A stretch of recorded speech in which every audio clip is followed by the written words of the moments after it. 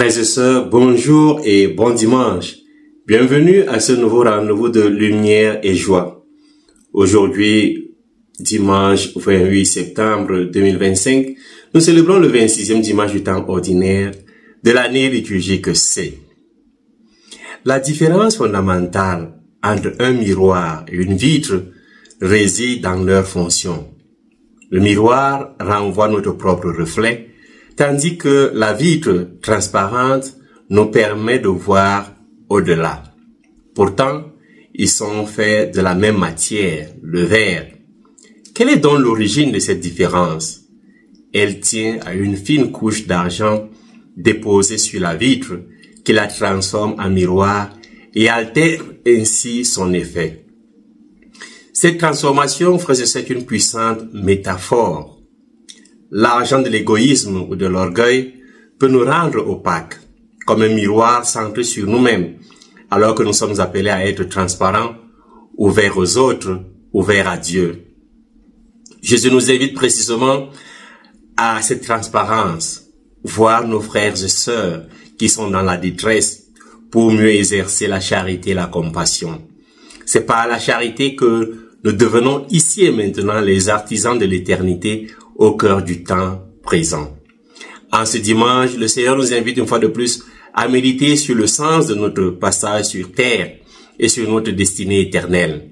Il s'agit de nous faire un nom, par nos actes, un nom qui sera notre identité pour les cieux. Ce n'est pas l'indifférence qui nous l'enlève, mais la charité qui nous donne ce nom véritable. Ainsi, la fraternité et l'amitié active sont les pierres angulaires qui nous aident à construire dès aujourd'hui un monde nouveau, un monde éternel. Frères et sœurs, en ce dimanche, j'aimerais méditer avec vous sur 3 points. D'abord, l'indifférence comme chemin de l'enfer. Deuxièmement, Jésus le vrai riche. Et troisièmement, la compassion comme chemin du paradis. Commençons par le premier point. L'indifférence, chemin de la perdition, chemin de l'enfer. La richesse en soi-même n'est pas mauvaise. Elle peut être le signe d'une bénédiction divine. Une bénédiction qui est comme un flambeau. Plus on la partage, plus elle se répand. À l'inverse, ne pas partager, c'est rompre la chaîne de multiplication de la richesse. On finit alors seul, riche pour un temps, mais voué à rejoindre la pauvreté générale dans un avenir très proche. En revanche, partager, c'est multiplier sa propre richesse autant que celle des autres. Le véritable ennemi de la richesse n'est pas l'égoïsme, c'est l'indifférence. De même, l'ennemi de l'amour n'est pas la haine, c'est l'indifférence. L'ennemi de l'art n'est pas la laideur, c'est l'indifférence. L'ennemi de la foi n'est pas l'hérésie, c'est l'indifférence. Et l'ennemi de la vie n'est pas la mort, c'est l'indifférence. L'indifférence relègue autrui au rang de bête, au dernier rang. L'indifférence déshumanise, elle désacralise notre humanité. Nous le voyons avec le riche qui, parce qu'il est indifférent, il relègue Lazare au milieu des chiens.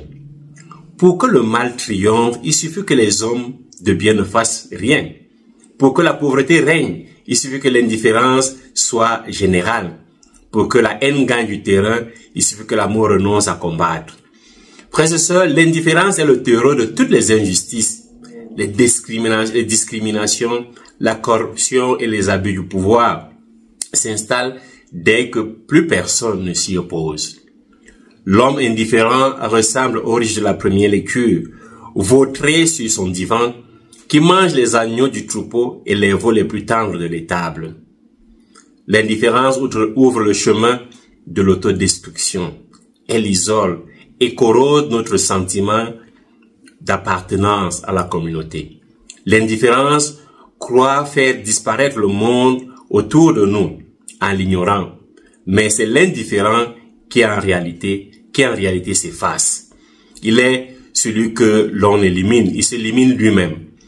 Et cette absence aura des conséquences jusqu'aux yeux de Dieu, au point que son nom même tombera dans l'oubli. Il sera oublié comme le riche de l'évangile de ce jour.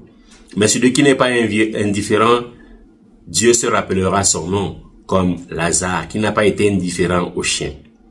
Dans un atelier de tissage, une ouvrière nommée Maria était quotidiennement harcelée et rabaissée par le contremaître.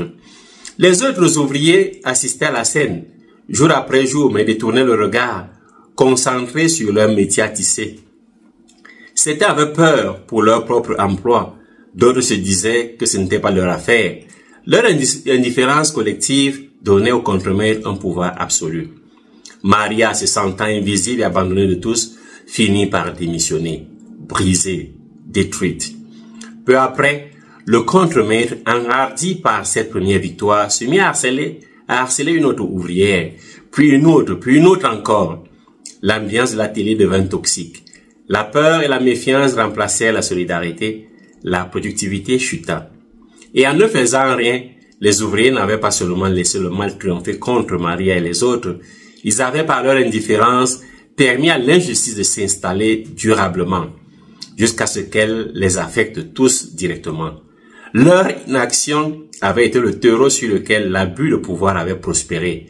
Ils avaient compris trop tard que pour que la haine ou l'injustice gagne du terrain, il suffit que l'amour ou la solidarité renoncent à combattre.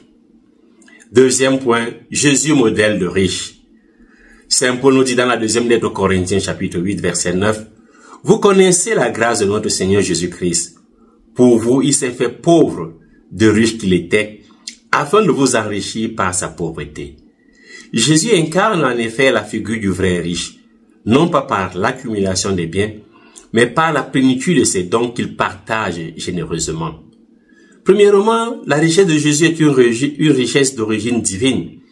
Avant son incarnation, Jésus était dans la condition de Dieu, participant à la gloire et à la souveraineté sur toute la création. Cette richesse absolue, il a partagé en faisant de nous des fils adoptifs du Père.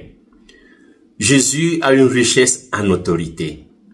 Jésus a démontré une autorité unique sur les forces de la nature en calmant une tempête, sur les maladies en guérissant les infirmes et même sur la mort en ressuscitant Lazare.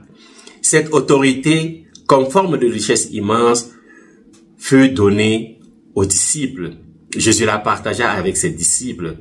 Luc nous dit, Jésus rassembla les 12 et leur donna pouvoir et autorité sur tous les démons, afin de guérir les malades. Il les envoyait proclamer le royaume de Dieu. L'autre richesse de Jésus, c'est dans son enseignement. Ses paraboles, ses sermons, comme le sermon sur la montagne, révèlent les trésors de la sagesse divine et offrent une compréhension nouvelle de Dieu et de l'existence.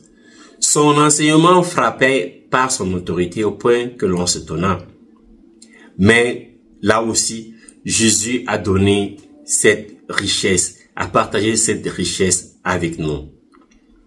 La quatrième richesse de Jésus, c'est en grâce et en pardon. Jésus offre le pardon des péchés et restaure la relation avec Dieu. Un don infiniment précieux que l'argent ne peut acquérir. Son attitude envers la femme adultère en est la preuve. Il dit, « Femme, où sont-ils donc? Personne ne t'a condamné ?» Elle répondit, « Personne, Seigneur. » Et Jésus lui dit, « Moi non plus je ne te condamne pas. Va et désormais ne pêche plus. » Jésus partage donc ce pouvoir de pardonner aussi dans l'évangile selon Saint Jean après la résurrection. Une autre richesse que Jésus a, c'est la richesse en compassion et en espérance. Jésus n'a jamais été indifférent à la souffrance humaine. Il a toujours été saisi de compassion pour les foules. Il a multiplié les pains. Il a donné la guérison à beaucoup. Et il nous dit dans l'évangile selon Saint Jean que votre cœur ne soit pas bouleversé. Vous croyez en Dieu, croyez-vous aussi en moi. Dans la maison de mon Père, il y a de nombreuses demeures. Je pars vous préparer une place, afin que là où je suis, vous soyez vous aussi. Voilà, frères et sœurs, Jésus veut que nous soyons avec lui. Il partage sa richesse. Ainsi, Jésus, en se donnant lui-même, le riche par excellence, il nous enrichit de la plénitude de la divinité. Comme la lumière d'un flambeau ne s'affaiblit pas quand on l'utilise pour en allumer d'autres, mais au contraire répand une clarté plus grande, la vie de Jésus ne diminue pas lorsqu'il se donne. Jésus se communique et se multiplie en se donnant, en partageant sa grâce. Il donne la vie et il donne la vie en abondance. Un jour, un dimanche 20 août 1617, Saint Vincent de Paul se prépare pour la messe à la sacristie. Et là, un malade vient vers lui. Le père ému, à la place du sermon prévu, il entretient ses paroissiens sur l'impossibilité pour les chrétiens de laisser sans secours des personnes de leur entourage qui sont malades. Après la messe, bouleversé par le sort de cette famille, il décide de rendre visite à cette famille. Surprise, sur le chemin, il y a comme une procession de femmes, les unes allant, les autres revenant, toutes chargées de paniers de sacs. La table de la pauvre maison où le père était malade n'avait vu autant de pots et de terrines. Les enfants non plus. Le curé perplexe dit « Voilà une grande charité, mais elle n'est pas bien réglée », s'exclame-t-il. Les pauvres ont plus manqué d'organisation dans la charité que de personnes charitables à les secourir. C'est ainsi qu'avec lui va naître la première confrérie de la charité. Troisièmement, la charité et la compassion au chemin du paradis. La miséricorde que nous recevons de Dieu sera proportionnelle à notre charité fraternelle. La charité nous donne une identité, tandis que l'indifférence nous rend anonymes. Le pauvre de la parabole a un nom, Lazare, Éléazar, Dieu a secouru, Dieu a aidé. Car Dieu se souvient toujours du pauvre. Le riche, en revanche, parce qu'il est indifférent et anonyme, il n'est défini que par son luxe et sa richesse, indifférent à la détresse d'autrui. Cette indifférence est un fossé que lui-même a creusé entre lui et Dieu. Le contraste est saisissant. Même les chiens remarquent Lazare alors que le riche ne le voit pas. Au pire, il l'ignore. Parfois, le monde des animaux semble faire preuve de plus d'humanité que les hommes. En créant un abîme de séparation avec Lazare en ce monde, le riche établit lui-même la barrière qui le séparera éternellement de Lazare, d'Abraham et de Dieu dans le royaume éternel. L'indifférence et l'égoïsme érigent des murs, mais la compassion et l'amour du prochain bâtissent des ponts.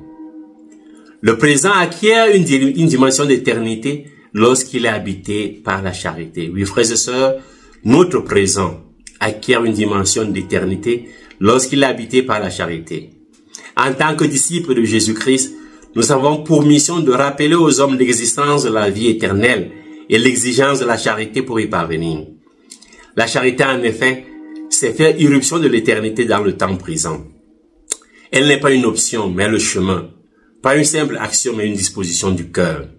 Chaque geste d'amour, chaque regard de compassion, chaque secours apporté est une parcelle du royaume de Dieu qui vient sanctifier notre quotidien.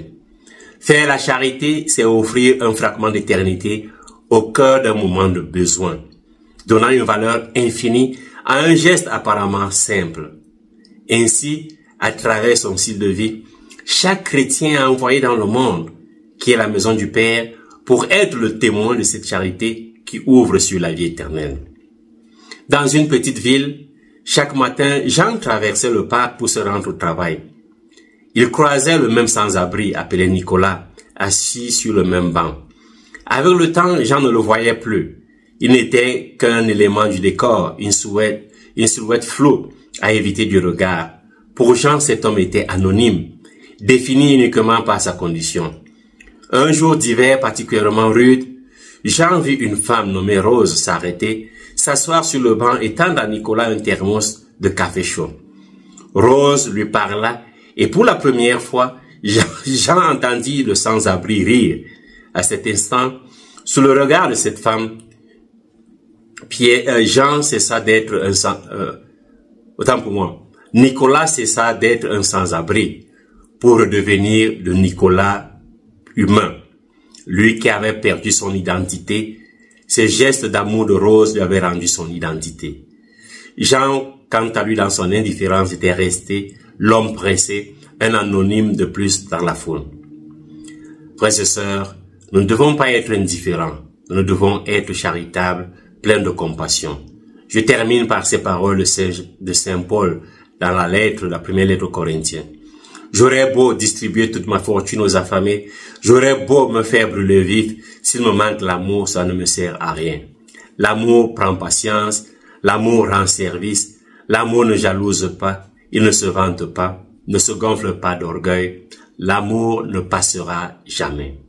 Bon dimanche. Loué soit Jésus-Christ et que Dieu vous bénisse.